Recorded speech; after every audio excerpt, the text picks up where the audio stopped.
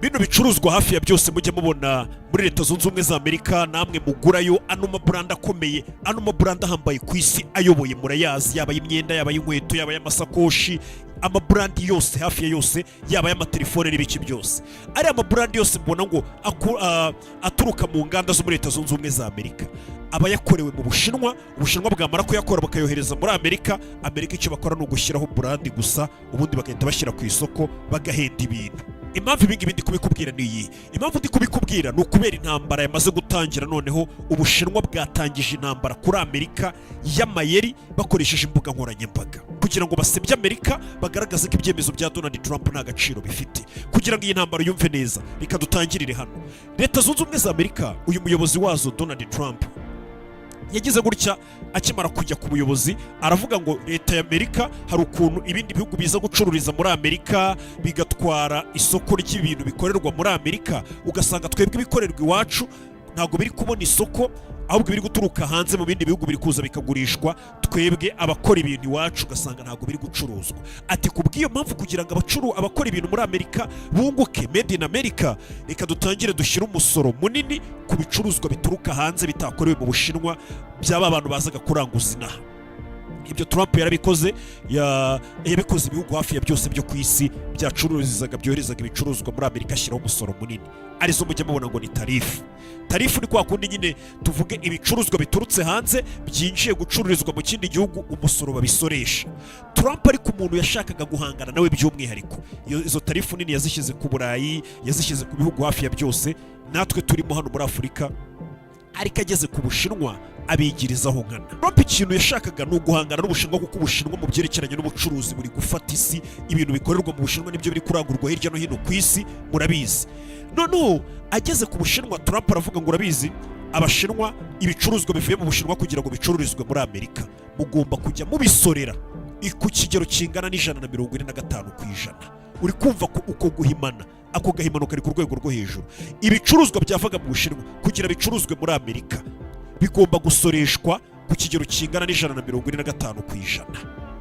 Ubushinwa nabyo bubibonye burarakara. Ubushinwa bitavuga turabizi, noneho natwe ibicuruzwa byose bivuye muri Amerika kugira bicuruzwe mu Bushinwa muzajya mubisorera, natwe tuzajya tubasoresha 85%.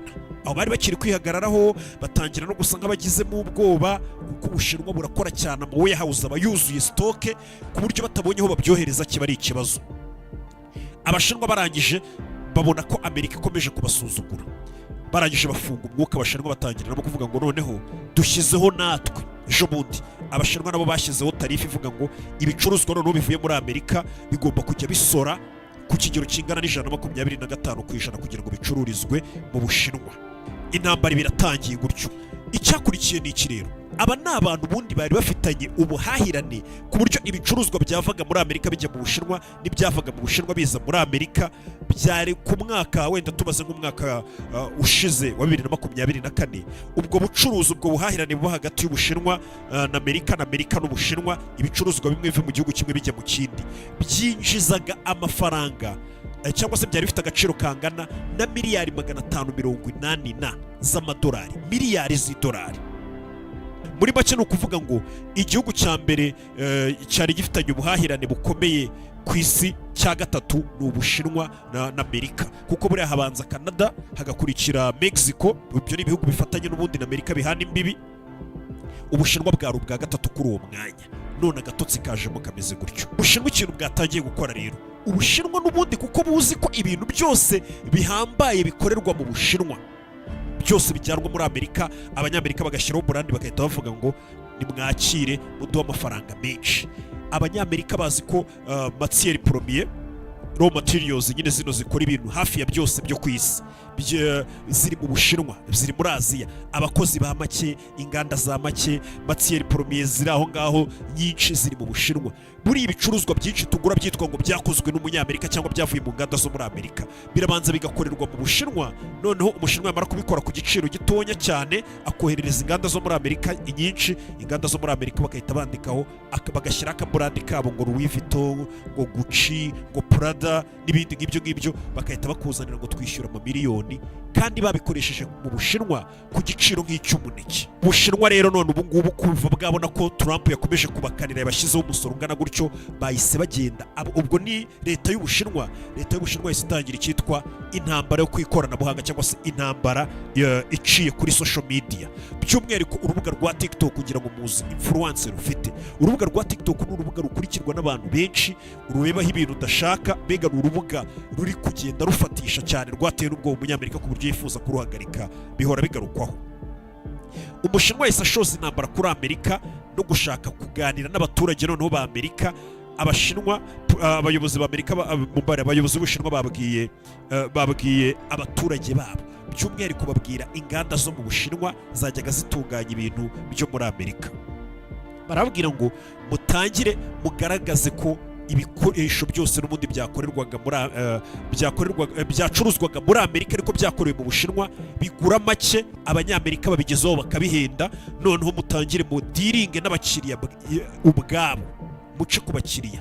Abakiriya noneho bari bumwidiringira, mubwire abakiriya ngo mwaturanguriyeho kugira ngo mujye kurangura na bya bigo bikomeye muri Amerika byasoraga menshi. Mbega kugira ngo wumve ino ntambara ukuntu Ubushinwa bwayitangije, Ubushinwa bwabwiye inganda zose zikorera inganda zo muri Amerika bya bindi byose nakubwiraga. Izo nganda zitangira kujya kuri TikTok zikora amavideo zisebya amabrand akomeye yose yo muri Leta Zunze Ubumwe za Amerika. For the past more than 30 years, we have been OEM factory for most of the luxury brand. Ngira ngo nk'uyu mugabo uyu nguyu dutangiye uri kumva nuko ntari bumutinzemo mu majwi ye. Uyu mugabo arakubwira ngo aya masakoshi ndi inyuma uri kuyabona ni akavideo, ni umugabo ufite uruganda rukora amasakoshi mu Bushinwa. Ati muri kubona ano masakoshi ndi inyuma, ano masakoshi yari ahantu muyazi, ati uruganda rwacu rumaze imyaka irenga, ubwo ndi gukubwira amavideo ari guca kuri TikTok ari gukorwa n'inganda z'Abashinwa. Ati amasakoshi mubona inyuma yanjye, ati uru ni uruganda rumaze imyaka 30 rukora amasakoshi ahenze, ya masakoshi ya mbere ayoboye ku isi. Ati tumaze igihe kinini turi OEM cyangwa se mu yandi magambo Original Equipment Manufacturer, bashaka kuvuga ati twebwe turabanza tugakora amasakoshi, niko ziriya nganda zo mu Bushinwa n'ubundi zikora icyitwa ngo ni Original Equipment Manufacturer. Bo icyo bakora amasakoshi cyangwa se amatelefone n'ibindi byose utekereza, ama Nike, zino nkweto za Nike, ibintu byose uzi by'amabrand akomeye, bo barabikora nka Original Equipment Manufacturer. Bamara kubikora bakabyohereza muri Amerika ikahita ishyiraho akarongo, ikahita ishyira ku isoko ngo nitwe twabikoze, bakabikoresha kuri make, byagera hariya igiciro kikikuba inshuro nka 500. Uyu mugabo rero hano ndi gukubwira ni umugabo wari uhagaze mu ruganda avuga ati dufite uruganda rumaze imyaka 30 ari twe dukora amasakoshi ahenze yose acuruzwa ku isi. Uyu mugabo akomeza avuga ngo nk'amasakoshi mubona yose muri Amerika, amabrand akomeye ya Gucci, amabrand akomeye nka Prada, amasakoshi bacuruza n'ibindi bacuruza, Coach, Louis Vuitton n'andi mabrand yose muza akomeye ku isi, ati ni twebwe tubakorera amasakoshi ku mafaranga make tukayohereza. Ati urugero, ati nko mu ruganda rwacu hano mu Bushinwa twamenye ko umuturage wa Leta Zunze Ubumwe za Amerika agura isakoshi ihagaze ibihumbi 35 by'idolari. Ubwo ni amamiliyoni, ashobora kuba agera ku mamiliyoni 50 y'amanyarwanda. Ayo masakoshi arahari, nta nubwo aba yagoye cyane, hari abarayagura cyane. Ati isakoshi twebwe hano iduhagarara 1600 kuyikora mu Bushinwa. Isakoshi twayohereza muri Amerika icyo bakora ni ukongera akajambo ngo Prada, Louis Vuitton, Gucci, utuntu ngutwo bakahita bayibagurisha ku bihumbi 30 by'idolari cyangwa 35 by'idolari cyangwa 50 by'idolari. Atariko twebwe hano mu Bushinwa iyo sakoshi ya original nta kindi kintu kivuyeho usibye iyo brand ako kamarike baza bakarambikaho gusa. Atariko ya sakoshi n'ubundi kugeraho iba yakorewe inaha ihagaze 1600 cy'idolari. Uyu mugabo akomeza azenguruka mu ruganda yerekana materiel zose bagenda bakoresha, uruhu, utuntu bagenda bashyira muri ayo masakoshi n'igiciro cyatwo, avuga ati reba iyo sakoshi yaguze 50 nimbura umunyamerika cyangwa ahandi hose waba uri ku isi, izo nganda nimba zikugurisha isakoshi guhenze ku 50 by'idolari, hano mu Bushinwa nitwe tuzikora ibihagaze 1600 cyangwa 500 by'idolari, bareke kubiba. Watugeraho watwiyamagarira bwite mu Bushinwa ukakorana n'uruganda leta yawe itabigiyemo, n'izo brandi n'ibyo bigo cyangwa se izo nganda zifite amabrand akomeye ziba zisorera Amerika amafaranga menshi, nazo zitabyitambitsemo. Muri make ibintu icyo bisobanuye ko abaturage ba Amerika bagiye gutangira kwihamagarira mu Bushinwa, bagatanga order, bakagura amasakoshi kuri make ku 1500. Ni ukuvuga ngo nimba umunyamerika abibonye ndagira ngo wumve ino ntambara ukuntu noneho abashinwa bayize neza.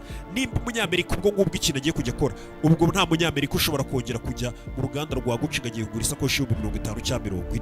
Ni ukwiyamagarira mu Bushinwa iyo sakoshi bakayimuhera 1500. Amerika yashaka ikamusoresha ya tarifu cyangwa se wa musoro munini wuka ku ikintu hanze, bashaka iyo sakoshi bakayisoresha ku musoro w'150, wenda ashobora kugera mu bihumbi 3. Ntabwo n'ubundi azagera ku yayaki, ntabwo ayo mafaranga n'ubundi yagera kuri bya bihumbi 30 cyangwa 50 bayiguraga muri Louis Vuitton na za Prada na hehe hose bajyaga bayagura. Ibyo ngibyo biraza gutuma za nganda zose zakoreshaga mu Bushinwa zinjirizaga imisoro ihambaye Leta Zunze Ubumwe za Amerika zitangira no kubwira Amerika ngo mutangiye kutuhombya kandi ari twebwe abasoreshwa bahambaye cyane mwari mufite muri Leta Zunze Ubumwe za Amerika. Inganda zose izikora amatelefone n'amatelefone ya iPhone, zino iPhone muba mufite mu ntoki, inyinshi zikorerwa hafi ya zose zikorerwa mu Bushinwa.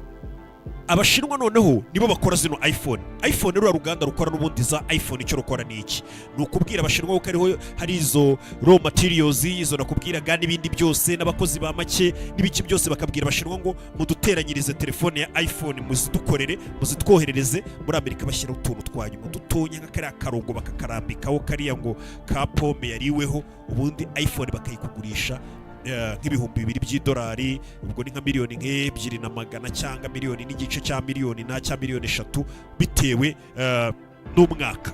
Abashinwa batangiye noneho gufata izo telefone bakabwira abanyamerika ngo izi telefone kuzitunganya igiciro bihagaze no telefone usibye uko bigeraho ngaho bakabiba nyine ba nyiri izo telefone abanyamerika.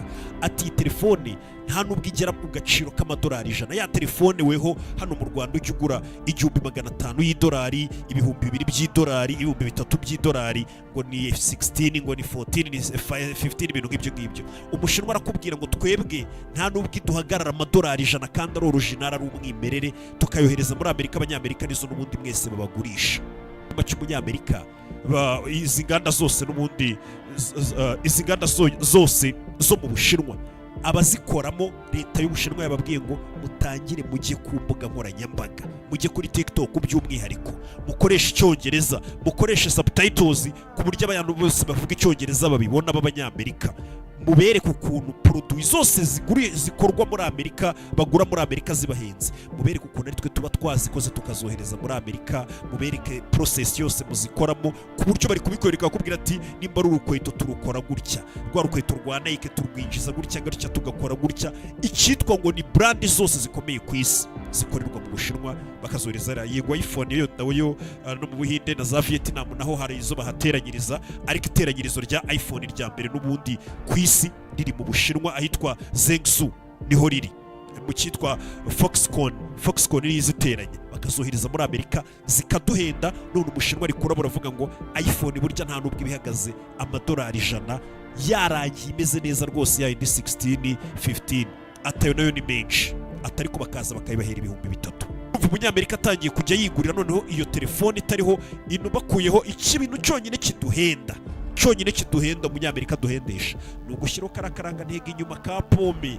Ariko se ko n'ubundi tuzambika telefone kino bakita gute, bino dushyira kuri telefone bizizitira nyine pochette, n'ubundi dushyiraho kari akamenyetso ntabwo kagaragara. Umushinwa ari kuvuga ngo ibi bintu byose twajya tubiboherereza, ikibura hari kiriya. n'ubundi iyo telefone iguze amadolari 100 waguraga amadolari 1000, Amerika igahita igusoresha wa musoro w'143, n'ubundi ntiyagera n'amadolari 200.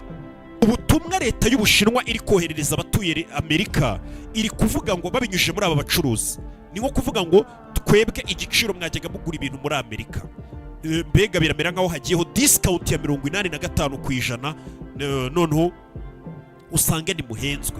Ni nko kuvuga ngo musimbuke umukomisiyoneri ariwe Leta y'Amerika cyangwa se komisiyoneri n'izo nganda zindi twajyaga dukorera z'amabrand akomeye, mutwigerereho direct tubacuruze, kuko Amerika ntabwo izajya kubuza umuturage ngo ntacuruze. Nuko ndaringo online rwose ibintu bikaza byamara kuhagera umuturage akabisorera rwose, n'ubundi ntabwo bizigera bigera muri icyo giciro. Abandi bantu basemejwe nimbuzi nka brand zitwa ngo ni Lululemon. Iyi ni brand ikomeye cyane muri Leta Zunze Ubumwe za Amerika. Abashinwa bagaragaje ko aribo bayikorera ibintu byose. Lululemon bikorerwa mu Bushinwa, bari kukwereka tuyikoresha gutya, tuyikora gutya, tukohereza muri Amerika. Twihamagarire udahenzwe, tuyiguhe utiriwe uca ku bakomisiyoneri b'izo nganda ngo zo muri Amerika bigiye guhobya inganda zo muri Amerika, abaturage noneho bamere nk'aho bari kwihahira mu Bushinwa direct, bameze nk'abari kurangura mu Bushinwa. Nanone sabo gusa, uruganda nka Nike bura nta kintu kimwe yikorera, byose bikorerwa mu Bushinwa.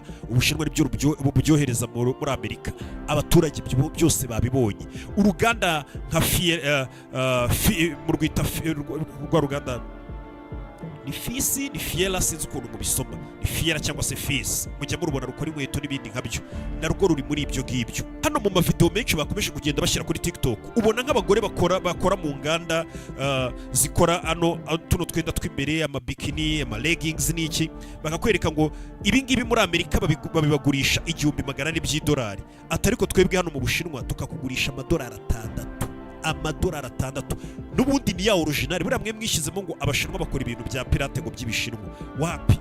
Abashinwa ibintu bohereza mu bihugu byishyuye neza cyangwa se ibyo ushaka, nibo bantu ba mbere ku isi bagukorera karite ya mbere irenze kurusha ikintu cyose uzi ikindi gihugu cyo ku isi.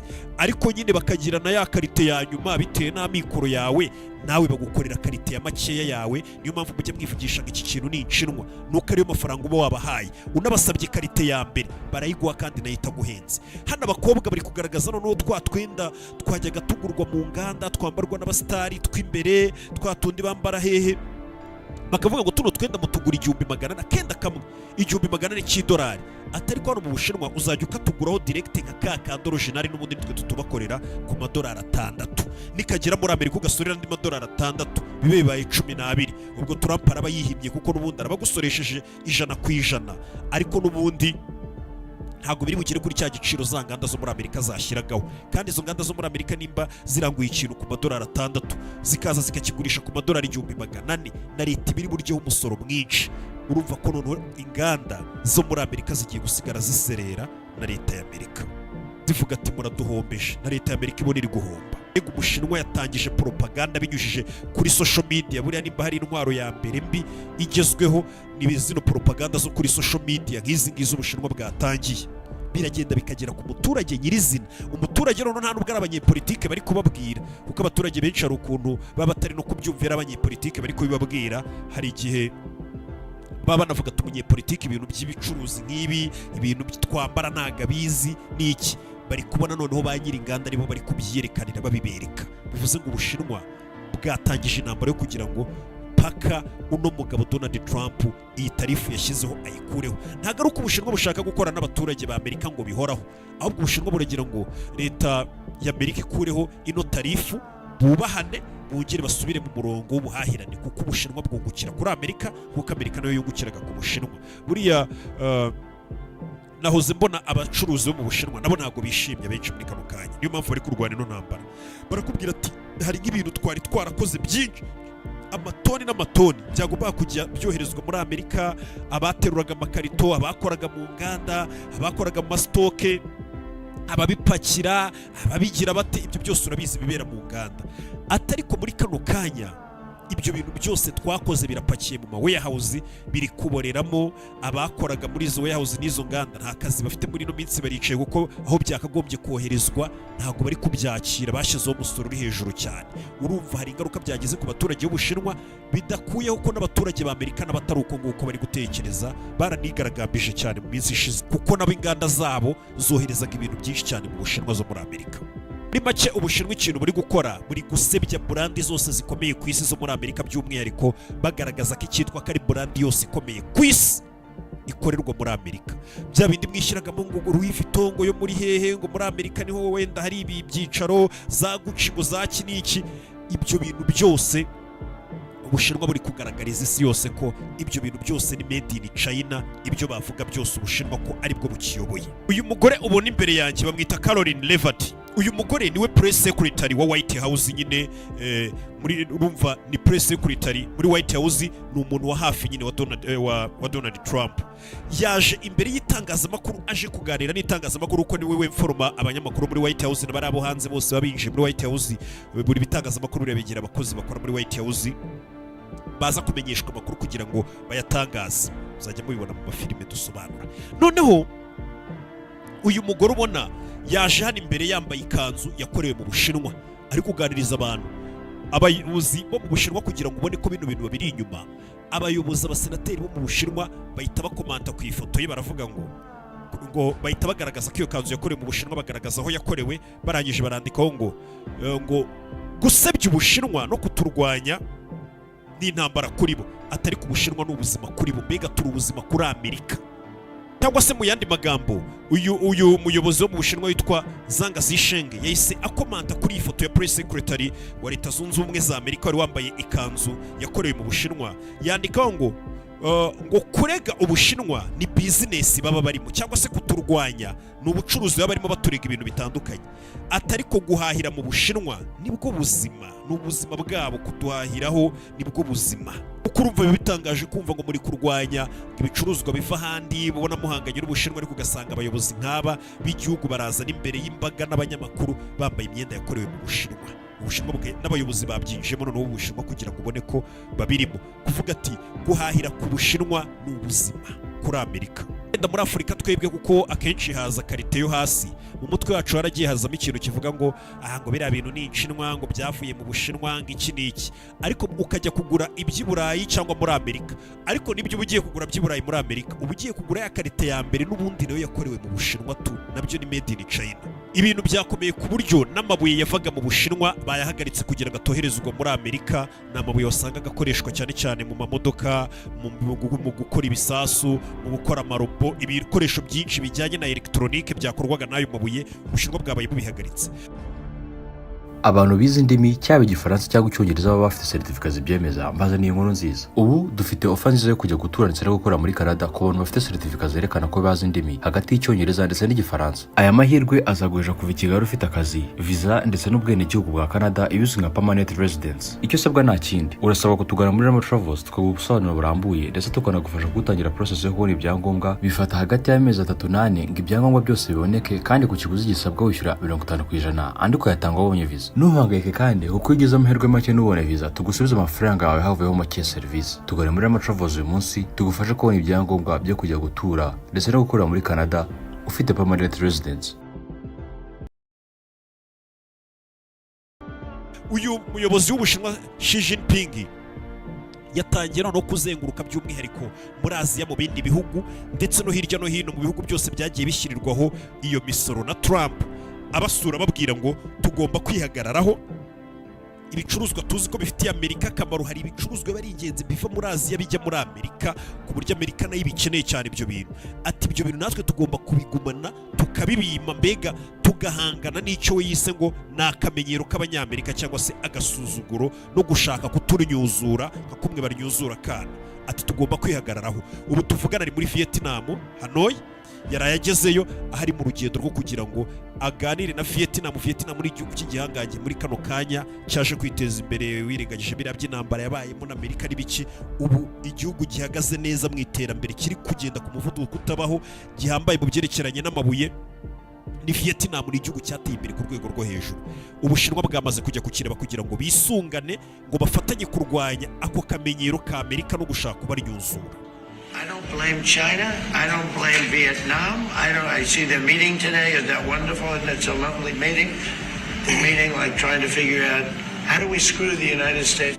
Ngira ngo uri kumwumva uyu ni Donald Trump akimara kubona ko Ubushinwa bwagiye gura na Vietnam, nawe bisa nkaho byamuteye akabazo gatonya. Hano yari ari kuvuga ati ntabwo narenganya Abashinwa rega, nta nubwo narenganya Vietnam. Ati nabonye bahanakoze inama uyu munsi bahuye, ati buriya bari mu nama bapanga ngo ni gute natwe noneho twashyira hasi Amerika cyangwa se ni gute twayiraburiza. Niyo mvugo nziza nayo yakoresheje, ati ni gute twaraburiza Amerika. Ati buriya niyo nama barimo, ariko sinabarenganya. Ariko urumva ko ako kantu yakabonye cyane ko perezida uyu w'Ubushinwa nawe avuga ati nta bwoba dufite, tuzakomeza duhangane. Ubushinwa bwo bukanatangaza ariko bukavuga ngo twebwe twiteguye gukomeza rwose gufungura imiryango, gukomeza gutanga umusanzu wacu mu bukungu bw'isi, ibyo twohereza hirya no hino ababikeneye byose tuzakomeza tubibaranguze. Nta byo kuvuga ngo tugiye kwita natwe ngo twifunga nka Amerika dushyireho imisoro imeze gutya amatarifuya. Ati twebwe isoko ryacu rirafunguye mu buryo bwa gishuti, dukomeze dutanga umusanzu wacu mu byerekeranye n'ubukungu hirya no hino ku isi kuba bishaka. Gusa nanone izo tarifu cyangwa se iyo misoro myinshi ntabwo bayizamuye ku Bushinwa gusa, wenda bayizamuye no ku Burayi. Ariko tugarutse muri Afurika, igihugu cya mbere Trump ubona ko yarakariye akagishyiriraho imisoro myinshi nk'uko nguko yakaniye n'abandi ni igihugu cya Lesotho kira kiba muri South Africa. Yaragikaniye ku buryo yagishyize ko nabo bagomba kwishyura umusoro wa 50% ku bicuruzwa bohereza muri Amerika. Hagakurikiraho Madagascar nayo sinzi impamvu yayiharakariye, yayishyiriyeho umusoro wa 47%. Kenya yishyiriyeho 10%, natwe buragira ngo badushyiriyeho 10%, twe ntago badushyiriyeho menshi cyane ariko nayo ni menshi. U Rwanda na Kenya ngira ngo badushyiriyeho 10%. Repubulika ya Demokarasi ya Kongo bayishyiriyeho 11%. Oya u Rwanda ariko ahubwo menya nta n'ikintu badushyiriyeho cy'umusoro mwinshi. Ibyo u Rwanda byo ndaza kubireba. Kenya bayishyiriyeho 10%, Kongo bayishyiriraho 11%, u Rwanda menya baradusoni. Ndaza kubireba nitonze, turaza kugaruka ku by'u Rwanda. Ndahamagara ababishinzwe. Za Nigeria bazishyiriyeho 14%, za Mozambique 16%, ba Zambia bariyo Zambia bo babashyiriyeho 17%. Haba hari abantu benshi badukurikiye bari muri Zambia. Za Namibia 21%, za Algeria ziri kuri za 30%, South Africa nayo bahise bayikubita kuri 31%, Angola bayishyira kuri 32%. Mbega urumva ko Trump ni ikintu yagurukiye agakorera isi yose, ariko yagera kubo afata nkaho baba bahanganye nyine mu bijyanye n'ubuhangange bw'isi, cyane cyane by'umwihariko Ubushinwa akabigirizaho nkana. Hanini Trump ikintu yashakaga ku Bushinwa no kuvuga ngo azamura umusoro awushyire nko kuri 80% ku Bashinwa, ariko Abashinwa bo bakomeze bamwihangane ntibagire icyo bazamura. We nicyo yashakaga kuko yumvaga ko bameze nkaho aribo bamwungukiraho cyane, kuko Ubushinwa bwohereza ibintu byinshi cyane muri Amerika, ariko n'ubundi bikenewe. Imyigaragambyo imaze iminsi iba, turaza kugenda tureba ese Trump arabivamo arabigumishaho, ese hari icyo biri bufasha ubukungu n'inganda z'indani muri Amerika ubwazo, cyane ko wagaragaza ko bizafasha ibikorerwa muri Amerika kuba ari byo byabasha kuganza ku isoko. Ibyo byose n'ubundi tuzagenda dukomeza tubireba uko impinduka zigenda ziba 5/5. Ibuka gukora subscribe hasi, ndaje dutangire tujye dukora n'izindi nkuru nyinshi nk'ibyari bisanzwe na mbere, kuko nabonye hari abantu bavuga atari ko tuzajya duhora hariya hantu gusa. Ciao ciao. Muntu wese uba hariho hose muri USA na Canada waba ukeneye ubujyanama n'ubufasha mu ishoramari, gutangiza business, kugura ibibanza n'amazu n'ibindi, gana impuguke Abdu Hagenimana tugufashe muri serivisi zikurikira: kujya muri Indexed Universal Life Insurance, ubwishingizi bw'ubuzima bukungukira mu kugushorera imari ku isoko ry'imigabane mu buryo budahomba; gutangiza business, tugufasha kuyibonera impushya zose zikwemerera gukora nka licensed professional; filing taxes, tugufasha kuzuriza igihe no gutanga amakuru yuzuye ku misoro, tukanaguhugurira kuzajya wiyuzuriza impapuro za tax returns. Namwe mwifuza kugura ibibanza cyangwa amazu, naho turahari ku bwanyu. Duhamagare cyangwa twandikire aha hakurikira, tuguhe ubufasha bwihuse kandi bunoze. Urakaza neza.